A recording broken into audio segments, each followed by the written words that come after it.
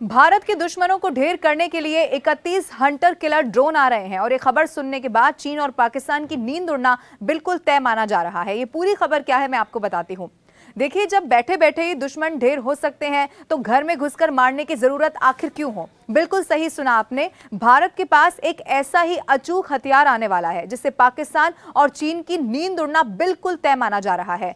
America से बहुत जल्द ही 31 हंटर किलर ड्रोन भारत आने वाले हैं और इसके लिए मोदी सरकार ने कवायद बहुत तेज कर दी है। भारत ने अमेरिका से 31 MQ-9B Hunter killer remotely piloted aircraft लेने की बातचीत को अब तेज कर दिया है और उम्मीद इस बात की जा रही है कि इस महत्वाकांक्षी डील को इसी साल यानी कि 2024 नवंबर दिसंबर में ही पूरा कर लिया जाएगा।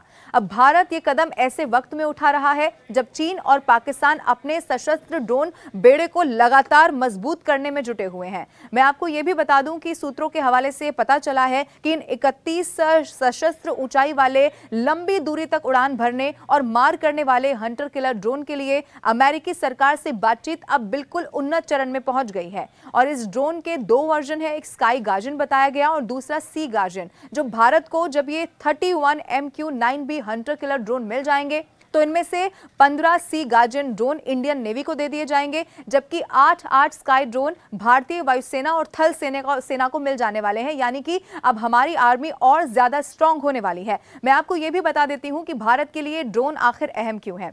देखिए, भारत के लिए यह हथियार इसीलिए भी अहम है क्योंकि पाकिस्तान और चीन की सीमा पर लगातार तनाव इस वक्त बना हुआ है। अब एक ओर जहां पूर्वी लद्दाख में चीन के साथ तकरार है तो दूसरी ओर कश्मीर में पाकिस्तान लगातार नापाक इरादों को अंजाम देने की फिराक में रहता है।